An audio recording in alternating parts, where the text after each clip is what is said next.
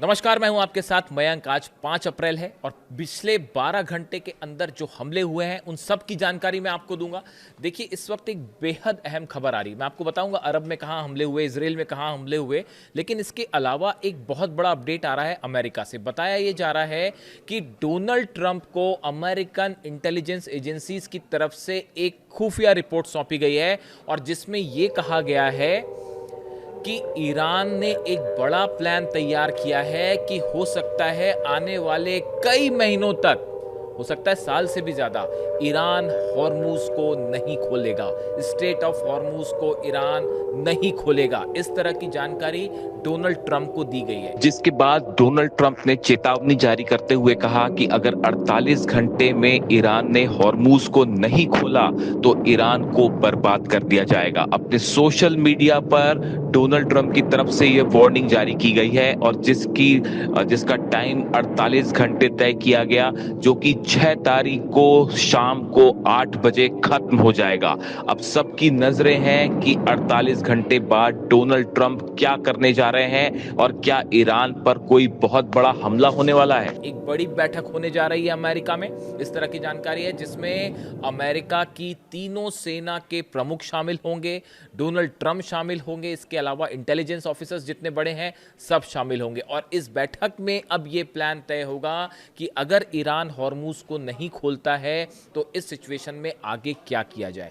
देखिए, मैंने आपको अपने पिछले वीडियो में बताया था, जितने सारे बड़े वॉरशिप्स हैं अमेरिका के, वो एक बार फिर मिडिल ईस्ट में हैं। चाहे जॉर्ज डब्ल्यू बुश हो, अब्राहम लिंकन हो, जेरल्ड आर फोर्ड हो, ट्रिपोली हो। इसके अलावा डिएगो गार्सिया में एक बड़ी प्रैक्टिस चल रही है। बड़ी संख्या में अमेरिकन सोल्जर्स मौजूद हैं जो हॉर्मूज में कैसे ग्राउंड ऑपरेशन किया जाए इसकी तैयारी कर रहे हैं। अब ऐसे में सवाल ये है कि जो ये रिपोर्ट सामने आई कि ईरान हॉर्मूज नहीं खोलेगा, इस पे अमेरिका का अब अगला कदम क्या होगा। देखिए, आप चाहे आसमान की बात करें, चाहे ज़मीन की बात करें, चाहे समंदर की बात करें, तीनों ही एरियाज में अमेरिका की सेना को ज़बरदस्त झटके लगे हैं एक महीने के अंदर। अगर आप एयरप्लेन्स की बात करें, फाइटर जेट्स की बात करें, तो आपने देखा ही कि किस तरह से जो है वो धड़ाधड़ अमेरिकन प्लेन्स गिर रहे हैं। और जो ईरान का जो नया डिफेंस सिस्टम है जिसको लेकर मैंने वीडियो बनाया था, माजिद, उसने जो है सच मायने में अमेरिकन एयरफोर्स के सामने वो चुनौती खड़ी कर दी है जो शायद सेकेंड वर्ल्ड वॉर के बाद पहली बार इतना बड़ा चैलेंज अमेरिकन एयरफोर्स को मिला। ना इराक वॉर में मिला, ना अफगानिस्तान वॉर में मिला, ना ही कहीं और मिल पाया। लेकिन ये पहला मौका होगा सेकेंड वर्ल्ड वॉर के बाद जब अमेरिका के जेट्स इतनी बुरी तरह से क्षतिग्रस्त हो रहे हैं, प्रभावित हो रहे हैं। तो आप देखिए, आसमान वाली जंग जो है उसमें ईरान भारी पड़ता दिखाई दे रहा है।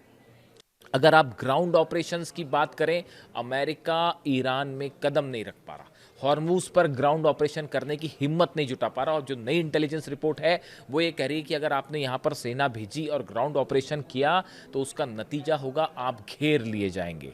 ईरान की जो सेना है उसने एक मल्टी लेवल तैयारी कर रखी है। मैं एक वीडियो में अलग से आपसे बात करूंगा कि ईरान की क्या तैयारी है, लेकिन अगर ग्राउंड ऑपरेशन होता है तो आप वहाँ पर भी हारेंगे। समंदर में आप देखिए जिस तरह से जहाज जो है, बड़े बड़े वॉरशिप्स अमेरिका के करीब गए ईरान के, लेकिन वो वापस आने शुरू हो गए।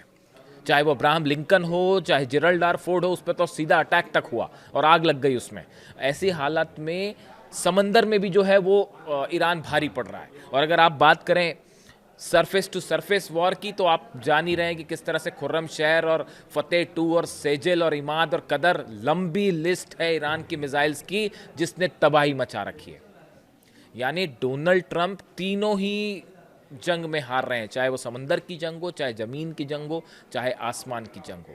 और इसीलिए मुझसे किसी ने कहा कि अगर 100 डोनाल्ड ट्रंप भी आ जाएं तो भी ईरान को नहीं हरा सकते। इसीलिए मैंने ये थंब आज की वीडियो का दिया। तो देखिए, इस प्लान के बाद बड़ा कुछ बदलता हुआ दिखाई दे रहा है कि अगर ईरान ने हॉर्मूज नहीं खोला तो क्या होगा। अगर किसी तरह का ऑपरेशन होता है, देखिए आप अगर हमलों की बात करें, ओरेकल बिल्डिंग पर हमला, इंटरनेट सिटी पर हमला, अगर आप दुबई की बात कर लें, यूएई में लगातार हमले हो रहे हैं। और चुन चुनकर आईटी फर्म्स को निशाना बनाया जा रहा है, इंफ्रास्ट्रक्चर को निशाना बनाया जा रहा है, अमेरिका के जो जुड़े ठिकाने हैं उनको निशाना बनाया जा रहा है। फुजेरा पोर्ट पर क्या हुआ आपने देखा, यानी यूएई लगातार निशाने पर है और अब हिट हो रहा है बिजनेस सेक्टर, इकोनॉमी सेक्टर। और इसका अभी तक मैं एक रिपोर्ट पढ़ रहा था, उसमें ये कह दिया गया है कि अभी तक जितना नुकसान हो चुका है अरब देशों को, उसको वापस आने में ही 5 साल, उसकी भरपाई करने में 5 साल लगेंगे। चाहे वो दुबई हो, चाहे अबू धाबी हो, चाहे सऊदी हो, जॉर्डन हो, बहरीन हो, कतर हो, ये सब को नॉर्मल इकोनॉमिक फंक्शंस करने में 5 साल लगेंगे। नॉर्मल होने में इतनी मिसाइल्स पड़ चुकी हैं अभी तक, अभी 1 महीने की जंग हुई है। इसके अलावा सऊदी में भयंकर अटैक हुआ है, एक बार फिर से अमेरिकन बेसिस पर मिसाइल अटैक हुआ है, जिसकी तस्वीरें भी हैं। यानी देखिए सऊदी में इसमें, हालांकि मेरे एक मित्र हैं, वो यूएई में रहते हैं, उनसे मेरी चर्चा हो रही थी, तो वो इस बात को लेकर उनका ये पॉइंट ऑफ व्यू था, जो उन्होंने ये कहा कि देखिए सऊदी से ज़्यादा हमले यूएई पे हुए हैं और दोनों के हमलों का नेचर थोड़ा सा अलग है। अगर आप देखें सऊदी में जो निशाना बनाया जा रहा है वो अमेरिकन बेसिस को निशाना बनाया जा रहा है, अमेरिका की सेना से जुड़े इंस्टॉलेशंस पर ज़्यादा हमले हो रहे हैं, उस एयरपोर्ट पर हमले हो रहे हैं जहां अमेरिकन सोल्जर्स हैं, या फिर ऐसे ठिकानों पर जो मिलिट्री बेस है बाय एंड लार्ज। लेकिन यूएई पे हमले कहाँ पे हैं, ओरेकल पर हमला हो रहा है, जो आईटी फर्म्स हैं उनको निशाना बनाया जा रहा है, इंडस्ट्रियल एरिया को निशाना बनाया जा रहा है, इंडस्ट्रियल हब्स को निशाना बनाया जा रहा है। यानी दोनों के नेचर में थोड़ा सा डिफरेंस है। अब ये एनालाइज करने की ज़रूरत है, क्या इसकी वजह ये है कि यूएई ज़्यादा एग्रेसिव है ईरान के खिलाफ एक्शन करने को लेकर, इस तरह की जो बातें हैं। आप देखें बहरीन में एक बार फिर बड़ा हमला हुआ है, मिसाइल अटैक हुआ है बहरीन में, और उसकी तस्वीरें भी सामने हैं, और एक इंडस्ट्रियल और कमर्शियल एरिया है, उसके ऊपर बहरीन पर जो है वो मिसाइल गिरी है और वहाँ पे भयंकर नुकसान की खबर है, यानी बहरीन फिर टारगेट पर है।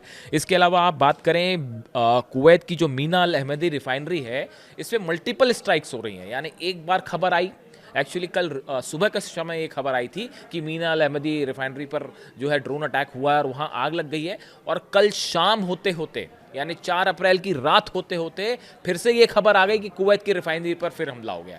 ये जो हमले हो रहे हैं लगातार 6 देशों पे भयंकर, और इराक में तो पता ही आपको हाल क्या है बगदाद का। तो ये जो हमले हो रहे हैं ये जवाब है उन हमलों का जो तेहरान पर किए जा रहे हैं। तेहरान में, ईरान में भयंकर बमबारी हो रही है। देखिए पुलों पर निशाना बनाया जा रहा है, यूनिवर्सिटीज़ पर निशाना बनाया जा रहा है, अस्पतालों पर निशाना बनाया जा रहा है। ऐसा लगता है कि एक जो ये अगर ये पायलट वाला कांड नहीं होता, अमेरिका के 5 जेट्स जो गिरे अलग अलग हेलीकॉप्टर समेत, अगर ये ना गिरे होते और खासकर वो पायलट ना गायब हुआ होता, तो शायद ये हमले और कहीं ज़्यादा हो गए होते। ये जो इजराइल की तरफ से 2 स्ट्राइक थोड़ी कम की गई, उसकी वजह ये थी कि अमेरिका वहाँ पे खोज रहा था अपने पायलट को, इस चक्कर में इजराइल की तरफ से हमले कुछ कम हुए कल, वरना ईरान पे ज़बरदस्त बमबारी हो रही है। और ये जो हमले इजराइल और अमेरिका की तरफ से हो रहे हैं, आप देखें आम जनता को हिट किया जा रहा है वहाँ पे। यानी ऐसा लगता है कि युद्ध में इससे घटिया स्तर पर कोई और नहीं जा सकता। हकीकत ये है, वॉर क्रिमिनल्स कह रहे हैं कई लोग, तो इस तरह की तमाम बातें हैं। कई सारे जो कानून के जानकार हैं इंटरनेशनल, उनका ये कहना है कि अमेरिका और इजराइल ने जो हमले किए हैं ये वॉर क्राइम के तहत आते हैं। जिस तरह से स्ट्राइक की गई है ईरान में और इजराइल में, छोटे छोटे बच्चों को निशाना बनाया जा रहा है। आप हालात देखिए बहुत, लेकिन उसके बाद भी ईरान जुटा हुआ है। मैं अगले वीडियो में आपको एग्जैक्ट बताऊंगा कि ईरान की क्या प्लानिंग है और ईरान अब आगे क्या करना चाहता है।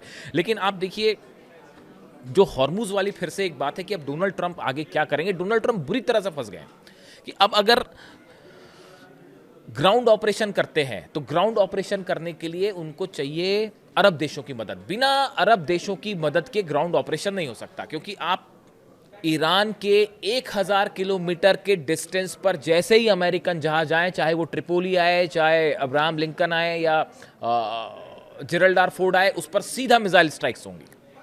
यानी ये डिस्टेंस आपको मेंटेन करना है। दूसरी चीज़ ये है कि अगर ग्राउंड ऑपरेशन आप करते हैं तो बिना बैकिंग के वो ग्राउंड ऑपरेशन नहीं हो सकता। लगातार इस तरह की खबरें आई। देखिए परसों रात को एक इंटरेस्टिंग खबर थी। इंटरेस्टिंग क्या खबर थी? हमलों की खबर थी। केशम आइलैंड पर बड़े बम्बार्डमेंट की कोशिश हुई, और इस तरह से कोशिश हुई कि इन आइलैंड्स के बीच में ईरान का संपर्क तोड़ने की कोशिश की गई। मूसा आइलैंड है, केशम आइलैंड है, खार्ग आइलैंड है। ये 3 जगह ऐसी हैं जिस पर कब्जा करना बेहद ज़रूरी है अगर आप हॉर्मुज को कंट्रोल करना चाहते हैं। अमेरिका की ये कोशिशें जो बम्बार्डमेंट हो रहा है, ये इनकी लोकेशंस तय कर ली गई हैं कि कहाँ पे एक साथ B-2 बॉम्बर्स बड़ी संख्या में बम्बार्डमेंट करेंगे और उसकी आड़ लेके पैराट्रूपर्स नीचे उतरेंगे। यहाँ तक का तो हो गया प्लान, लेकिन आप नीचे उतर जाएंगे तो ईरान की सेना कह रही है हम इंतज़ार कर रहे हैं आपका कि आप नीचे तो आ जाएंगे, उसके बाद आप वापस कैसे जाएंगे, सवाल ये है। क्योंकि यहाँ तो प्लेन्स गिर जा रहे हैं, F-35 F-15 नहीं बच रहा है, तो वो कैसे हेलीकॉप्टर्स आएंगे और उसको उतार के फिर उसके बाद बैकअप कैसे होगा। ये जो बैकअप वाला प्लान है, यहाँ पर आके फंस गए हैं डोनाल्ड ट्रंप और अमेरिका की सेना। और इसी वजह से डोनाल्ड ट्रंप को ये कहना पड़ जा रहा है बार बार कि अब हॉर्मूज हम नहीं खुलवाएंगे, ये दूसरे देशों का काम है, जबकि हकीकत इसके अपोजिट है। अमेरिका एक बड़ा प्लान करके चल रहा है हॉर्मूज पे एक्शन का, लेकिन बात वही है कि ईरान जो है वो तैयार बैठा है उसके लिए। यानी आप देखें कि हॉर्मूज जो है ये ईरान की एक बहुत बड़ी जीत हो गई है हॉर्मूज में। जैसा पहले कहा जा रहा था कि अगर ये बंद हो गया और अगर एक आध साल बंद रहा तो उसके बाद आप देखिए कितना बड़ा इकोनॉमिक क्राइसिस होगा। और फिर वो उसी ओर इशारा कर रहा है कि सत्ता परिवर्तन अमेरिका में हो जाएगा, ईरान में नहीं।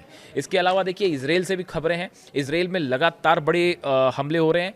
सेंट्रल इजराइल में सीधा मिसाइल्स ने हिट किया है। नेगेव में लगातार हमले हो रहे हैं। नेगेव और ऐसा लग रहा है कि डिमोना को जिस तरह से निशाना साधा जा रहा है। बुशर में एक तो हमले हुए, बुशर पे न्यूक्लियर प्लांट के बेहद करीब मिसाइल गिरी है, जिसको लेके ईरान ने IAEA से भी संपर्क किया और जानकारी दे दी गई कि ये हिट किया गया, हमारे न्यूक्लियर प्रोग्राम के पास मिसाइल गिरी है और न्यूक्लियर सेंटर के पास, और उसका नतीजा था नेगेव में भयंकर हमले किए ईरान ने और डिमोना के पास मिसाइल्स गिर रही हैं। यानी ऐसा लग रहा है कि ये परमाणु सेंटर्स के बीच जो खेल चल रहा है, ये किसी दिन एक ऐसा धमाका करेगा जिससे कुछ भी नहीं बच पाएगा। और इसको लेकर हर न्यूक्लियर साइंटिस्ट इस बात को समझ रहा है कि यहाँ क्या हो रहा है। ये डिमोना और बुशर और नतांज और इस्फहान में जो हमले हो रहे हैं और उसका इधर जो डिमोना पर हमले हो रहे हैं, इसका नतीजा किसी दिन इतना भयंकर हो सकता है कि ये सब कुछ बदल कर रख देगा। तो अब हालात ये है कि जंग कम होने और ख़त्म होने की बजाय पहले के मुकाबले कहीं ज़्यादा तेज हो गई है। इससे जुड़ा जो भी आगे अपडेट होगा मैं आप तक पहुंचाऊंगा। वीडियो कैसा लगा कमेंट करके ज़रूर बताइए। Thank you so much.